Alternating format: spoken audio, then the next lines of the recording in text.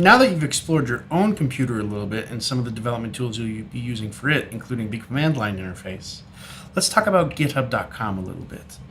GitHub is a resource for storing Git repositories. And although I understand that doesn't mean a whole lot to you at the moment, it's a place that we can put these version control repositories. And GitHub also allows us to create websites, single-page websites, very easily, both of which are going to be useful this semester to us. So if you go to github.com, one of the first things it's going to do is allow you to create a new GitHub account. Now, the username that you pick for this is going to be really important because it's going to be something that I'm going to see. It's public-facing, it's open to the world. All of your peers in this course are going to see it. And if you continue with creative coding, development, technology, anything that uses code, you're likely going to continue using GitHub. This is a professional tool used the world over. So you want to pick a username that most likely is derived from your name, is appropriate and professional, and is something you're comfortable with sharing with the world. Just as an FYI. I've already got a username and an account, but I'm going to create another one just as an example for you using one of my burner email addresses so that you can see how to go through this process. So I know that this username is available, mmusic, that would be my name. And for my email address that I'm going to put in, I'm going to use this old Gmail of mine. I'll just use this password for the time being. And I'm going to click sign up for GitHub. I'm going to click, that's fine, I don't mind for the time being. Now, I want unlimited public repositories because it's free, which is great. And I'm going to say I don't want to set up an organization at the moment. Send me updates on GitHub news, offers, and events. I don't care about that for the moment. So we're going to leave this all the default as it is set right now. And we're going to look at this. So you're free to tailor this experience however you want. How would you describe your level of programming experience? You probably are going to put totally new to it. What do you plan to use GitHub for? And you're going to say school projects for the time being, although you might use it for design and development and research as well. And then at the moment you're a student, and that's fine. And you can skip this stuff and be like, this is just them trying to understand who is using GitHub and why. So now you can see in here that we've got this totally blank page. It's quite exciting. If you go up here, this is your emoticon icon thing. We can click on this, and you'll see it's signed in as whatever your username is. You've got a profile, which shouldn't have anything on it right now. Stars, gists, help, and settings. Let's go to the settings button here. And name. So this is your actual name that I would put in. So I'm going to put in my real name, Michael Music. And you notice that it needs me to verify my email address. So I'm going to come over here really quick. I just verified my email address. I had to skip through that so you wouldn't see some of my email. But you see here now, it's not asking me to verify that anymore. So I've put my name in. I've got my verified email address. And it's your choice whether you show that or not publicly. There's not necessarily any reason to. You could put in a bio of some sort. I am a professor at the University of Montana in the School of Media Arts.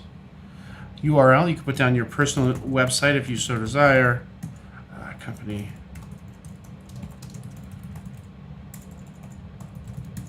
My location, of course, is the wonderful Missoula, Montana. I'm going to update my profile. Save some of that. Wonderful. Now let's see if there's anything else in here that we need to look through. We've got our account settings. So this is just if you wanted to change your password or if you decide to delete your account in the future. Emails.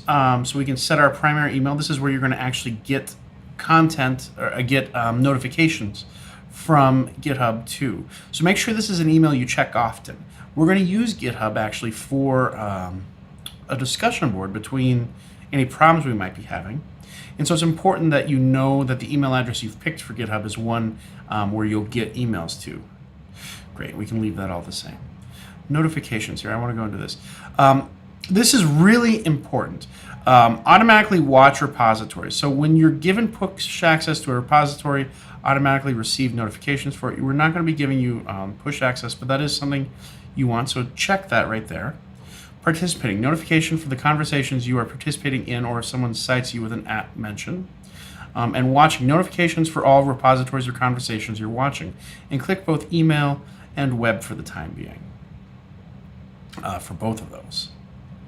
And then finally, email notification preferences. Primary email address. Choose which email address updates or conversations you're participating in or watching. Comments on issues and pull requests. Pull request reviews. Pull request pushes. These are all fine. You're going to get comments on issues and pull requests, and that's going to be really important for you. Let's see, is there anything else in here we need to go over? Not at the minute, so this is great.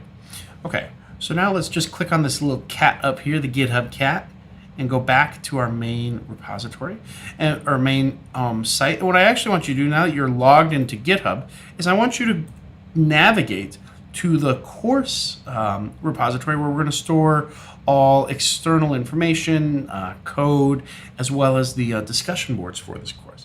All right, now let's go to the address bar, and we're actually going to go to the course repository where code examples as well as the issues forum is going to be. So I believe the address for this is Montana-Media Arts, and this is the organization's username for GitHub. And then something along the lines, do I have it in here? Oh yes, 120 Creative Coding. So I'll just copy this in over here and paste it. And I'm going to put a link right below this video so that you can see this well. I'll hit enter. And you'll see now this is the Montana Media Arts 120 Creative Coding Fall 2017 repository. And what I want you to do is I want you to actually click watching, and I want you to star this repository as well. And this is going to give you updates about issues, about when I put additional content, or when people respond to your issues in there. This right now contains a number of different things. It's got the same course overview, a little bit of ideas for final presentations, and roughly how the semester is going to kind of go. And this will update as we go through the semester and I see how the course, the pace of the course is going. And a lot of this is from last semester. You'll see in this repository there's a number of directories. For example, in class, and these are examples we'll actually use for in-class work this semester. And each of these, when it's an in-person class, of course, at the University of Montana, meets twice a week. So there should be 2 entries for almost every week. And if we just click on one of these randomly, you'll see there's a number of more directories, and each of these directories then has files inside of it. In this case, sketch.js, you're going to get comfortable with this file, has the actual code that we use. I'm just going to click back on 120 Creative Coding Fall 2017 to go back to the top level of the repository. So this is where all the files are. You can also see that if I click this 107 commits, this is going to be the commit history, or essentially every time I chose to track the changes that have occurred in the repository. And we can see what those changes are and when they've occurred. Again, I'll go back. One branch, I'm not going to describe that at the moment, 2 contributors, and then the license for this repository. And now if I click on the organization username, Montana Media Arts, we're going to see that these are all of the repos associated with this organization. And these are for the various classes in digital arts and technology that I teach involving code.